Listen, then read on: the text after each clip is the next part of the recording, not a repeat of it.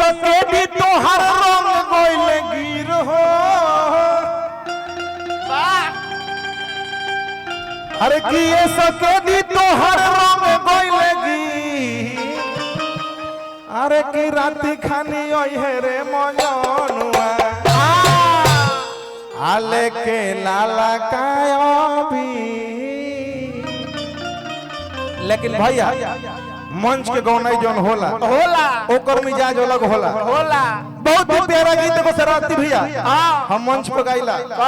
होली हो अच्छा एकदम जोगीरा सहित ढूके के ताकि पूरा माहौल बन जाए वाह का तो कहताड़ी हाँ तो रिकॉर्डिंग बजवाएंगे इसके बाद रिकॉर्डिंग लगवा देंगे ना जी हाँ रिकॉर्डिंग नाचे के ये रिकॉर्डिंग पे ढेर वायरल होली रिकॉर्डिंग कर देवे के कि छटवे पखाओ पानी गोलिए मेरा अरे तू गो तारा कुले रखले बानी एगो आके खा इनको रिकॉर्डिंग के साथ नचाएंगे इनका रिकॉर्डिंग करने का तुम दोनों कोई बैठा रिकॉर्डिंग में पहुंच चलाओ जोगिरा सहित आओ हेलो जोगिरा सला भैया विष्णु भैया हटो तनी हो चलो सारा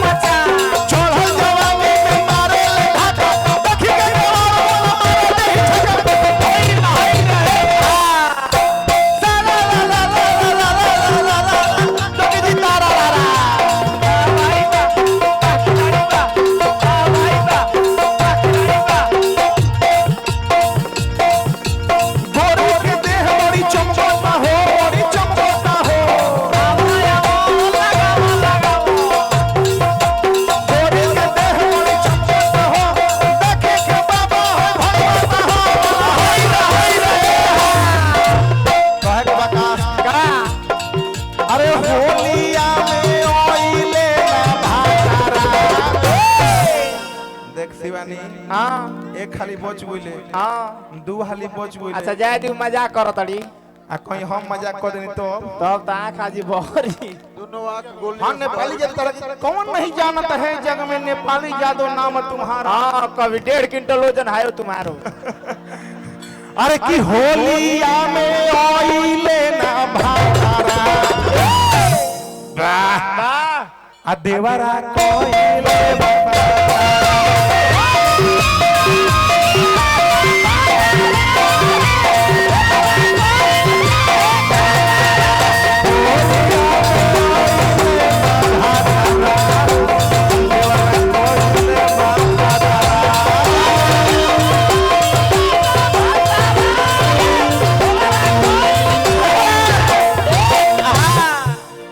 हमारा के दू हली और ये लसिया कहीं तू थोड़ा अरिया ना नदी होने चल जाओ अरे की कोइले बात कर देवरा कोइले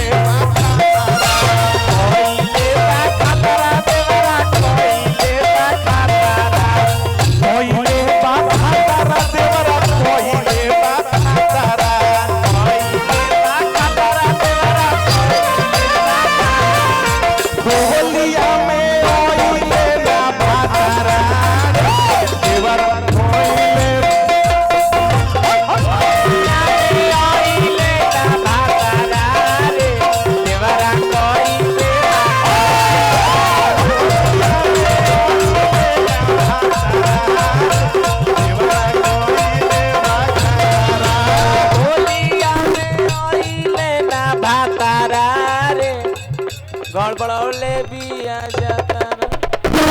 बस बस बस इहे लेवल चाहिए बेंजू के तार फंस गए और बबुआ हर्षराज जे की भई छापरा था ना तने ना भीड़ भइल बा मंच पर के का कहल जाओ कने कने हिल गुल हो मंच पर के भीड़ खाली कल जाओ तब होई थोड़ा ए रुकिए ना रुकिए भैया थोड़ा बिंजू के तार से हटी सब हां बाजे दी सब